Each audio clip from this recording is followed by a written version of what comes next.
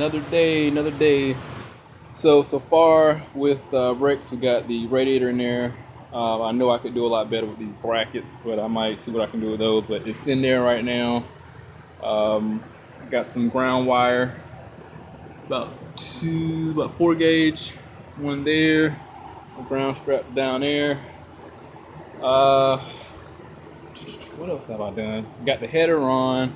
The exhaust, I welded in the bongs. Let me see if I can get a view. The bongs for the wideband and the O2 sensor.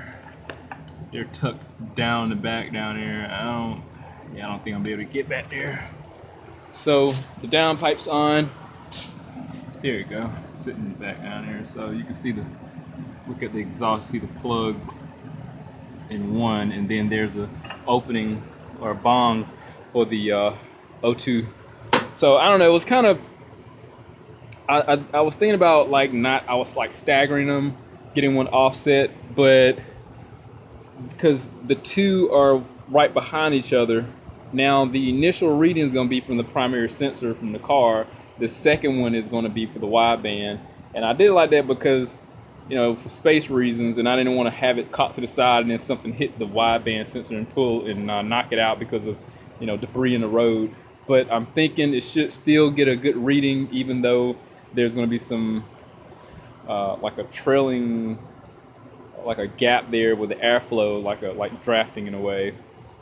So what's that? The draft? Yeah, drafting. So I'm thinking the back pressure with the exhaust system is going to allow it to still get a good reading. So we'll see how well that turn out. But that's how I decided to do it, and that's why I put them lined up like that. So I'm pretty sure it'll still get a good reading. They got a good space between them. Something adequate. Other than that, so last video with the fan circuit, that's working. Yeah.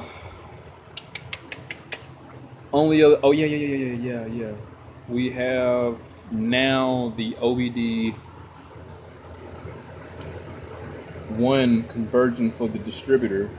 I need to he dropped those off today, so I need to look at that. And we got the oxygen sensor for the OBD1, so I can install that today. Also, I had some fuel pump issues, so I went to go install a fuel pump, but that's what the pump is looking like. Where's it at? Oh, sorry, it was a bad glare. So this is what that looking like. So I couldn't install the 455 fuel pump. That'll be here.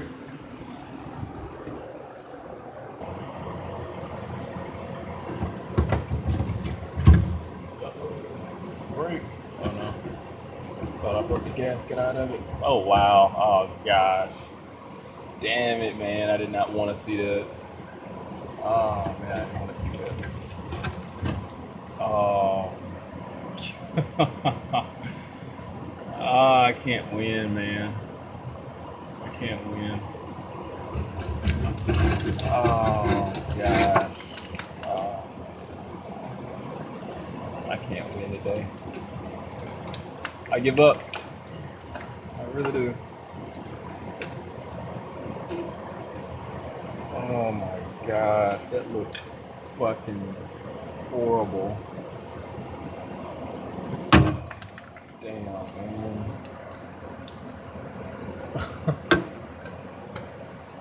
Oh, yeah. I'm gonna work on getting this whole tank out. I mean, it looks like an ear. Oh wow. I mean, it just broke apart on its own. Oh man, like an ear of corn, doesn't it? Yeah, I'm gonna get this whole thing out. Damn it, I hate to have to do this. I was hoping this would be just quick, simple, and easy. But as Nickelback said, something's gotta go wrong because I'm feeling way too damn good, right? That's how that works. It's life's motto. Alright, I'm gonna get those evap lines down there disconnected. And pull out the vent, the main line going to the tank, float sensor disconnected up there.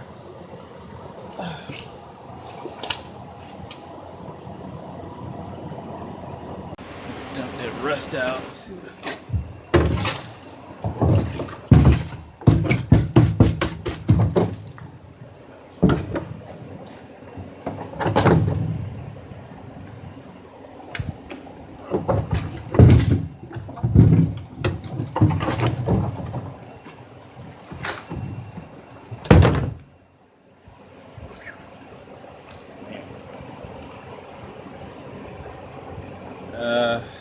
I think I might need a new tank.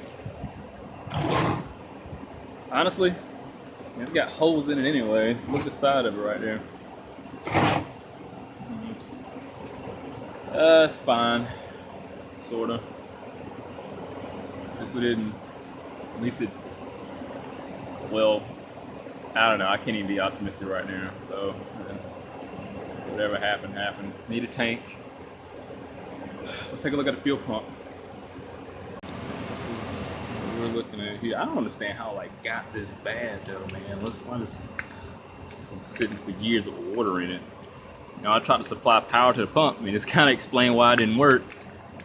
I mean, the pump probably works. It's so much rust that it probably distorted the connection with the ground. And we're gonna find that out. Yeah, there we go. That answers my question. I even went to the extent of putting the test light back there and activating the ignition. It'll activate my test light, so I knew I was getting power back there. Checked the ground, everything was working fine. And I really didn't expect this. So what I'll do, I highly doubt there's some issue with the fuel line, so I'm not gonna worry about that because this strainer would do a wonderful job of not getting fuel, getting rust inside the. Look at that, the pin that holds, that retains the strainers, like even just falling off.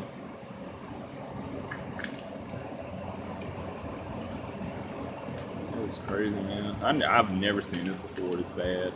Never in my life.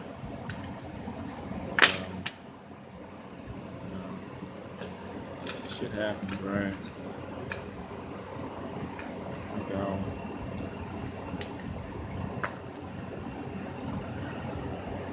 Alright. Other than that, the plan today, I'm going to get the muffler put in there. Oh boy. So the muffler before would kind of come around here and it would sit really low. The thing is, there's a cavity here, a little tunnel that I can put the aftermarket muffler on versus what was on there before. So it just hung real low. So I want to get it in there and hopefully I can get it.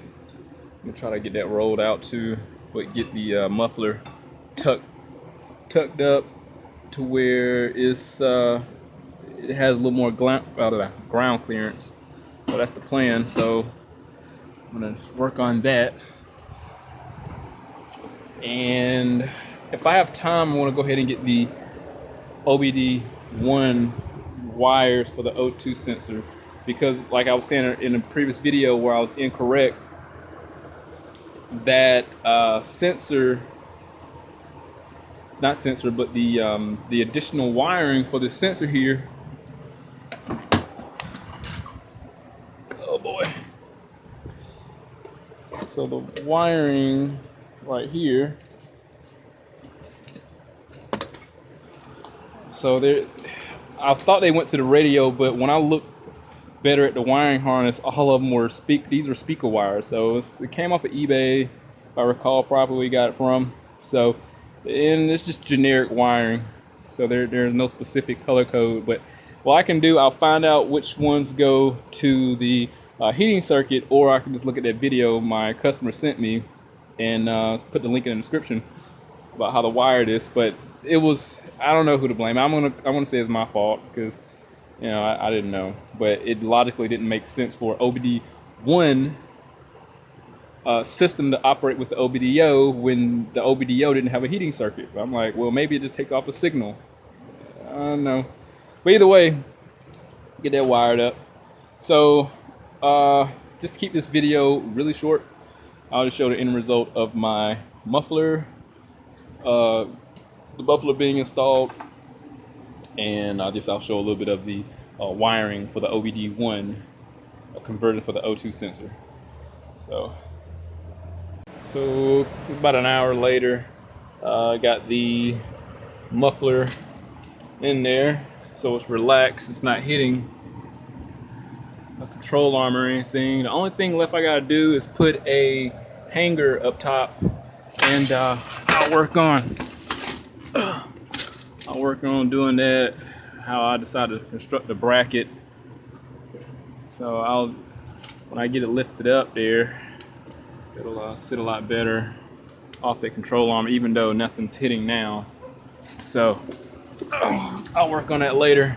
I just want to go ahead and at least the muffler's on there. That's the main thing. So we're good as far as clearance go. All right, let's move on to the oxygen sensor. All right, so it's time to hook up the O2 sensors. The O2 sensor, this is what I got. So these are my wires that I'm going to go with. Not just going to go with, that I know that are correct. I'm going to put this link in the description as far as where I got my information from for the pinouts, but I just documented everything on my poor handwriting. So these are the loose wires that came with this this OBD1 conversion harness, and I just basically found a source of pinouts and wiring diagram to where it'll tell me everything. It gave me the pinout description. So basically ABD. From the source I read, I'm not sure why it's not ABC, but then it gave me the numerical order of each pinout. So once I got that, I basically jot down the wires from this conversion harness that are loose, and here I've written those down here. So the ones where I'm going with are the A6, A25, B1, and D14. So the main wires I need, of course, are the heater circuit. So this is going to be the primary heater, and then I'm going to have the D14, which is also going to be the which specifies in there. I don't know why it's not signal, but it's primary heater also. Other than that, I need an on signal, like a hot one when on, so like an ignition switch. Got that, and I got a sensor ground here. So piggyback is basically what I meant here. So this harness runs up through,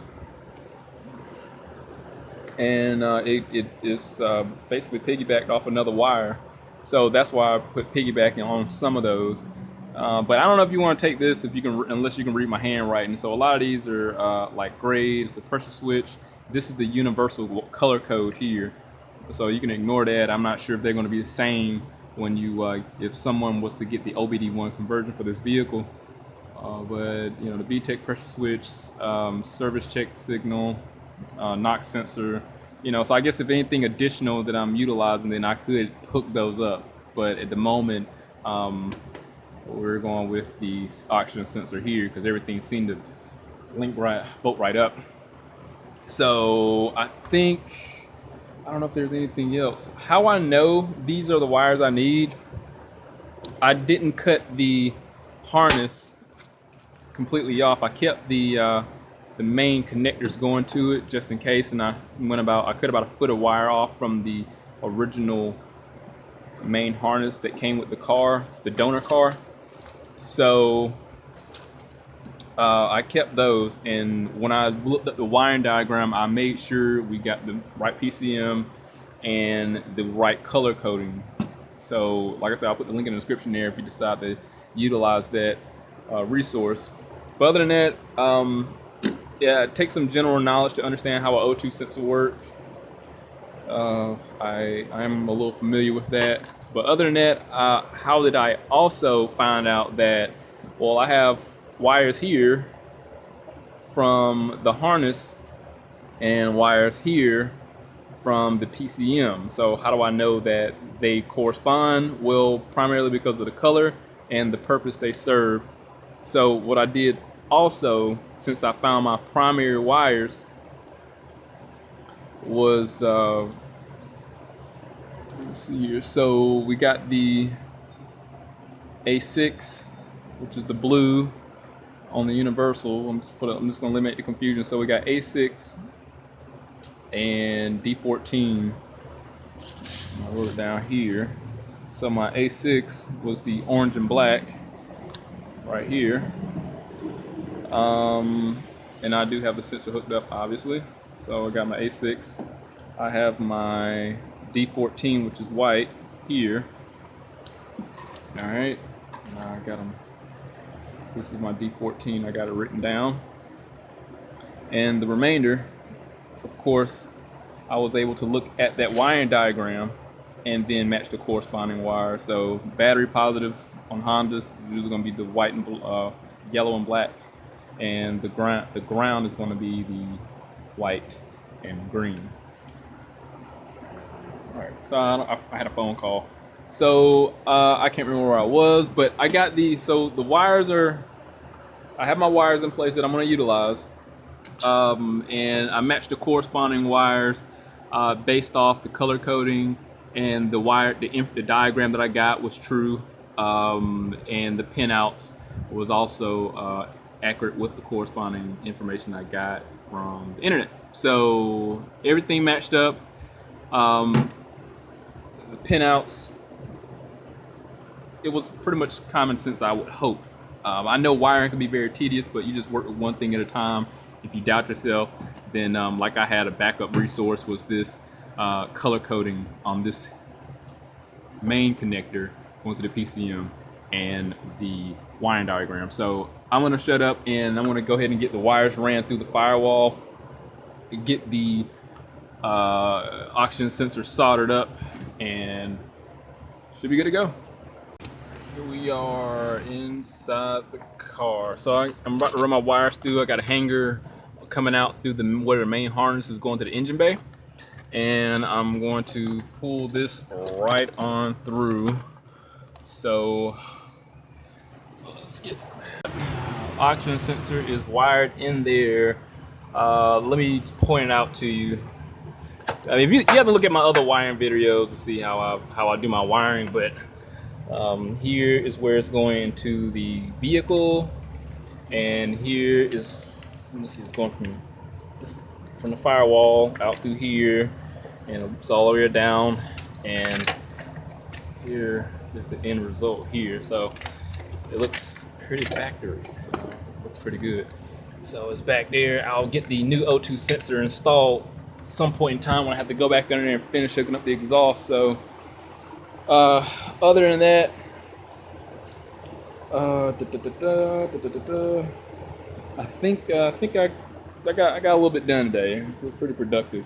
As far as the fuel system go, we're gonna order a new fuel tank, so that'll be in, and that'll get taken care of. The only thing that was rationable, like that can be rationed, is this level sensor right here. And like I was telling him, 90% of it is usable. Mainly it's this resistor here. So how this is what meters the fuel based off of, I guess, the resistance that it sends back out. So, but I got it sitting in transmission fluid. That's why I look shiny like that. But I'll pick that off when I install the new one, so that don't get in the new fuel tank and stop up the strainer. But other than that, I mean, it's horrible. It's horrible in there. And this diaphragm here, for however the evap system works, it looks pretty simple. You know, vacuum's applied, one source open, and it just pulls vacuum. So these two are salvageable. So we can get a new tank and a new fuel pump hanger that goes here, and I think we'll be fine. So it's much needed. I mean, no telling. I mean, and it does have holes in on the side too. So like this right there. I mean, this thing wouldn't.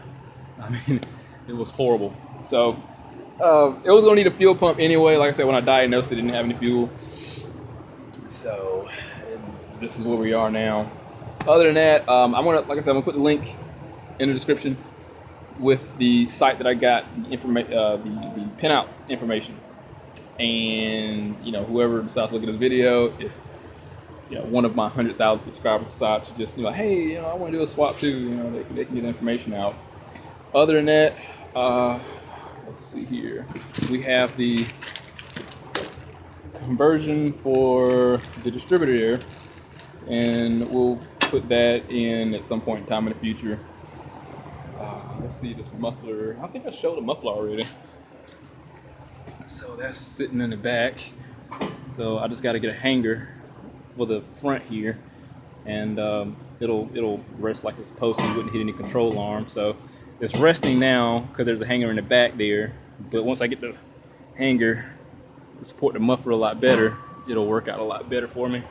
But other than that, that's the ultimate test, because once I do exhaust this, I'm like, oh shit, I gotta lower the car first and make sure it works. So it's coming along. This car has came a long way. So when I first started, and it was like a month ago. So I got quite a bit done. I'm just ready to get this fuel system taken care of and, get back on the road.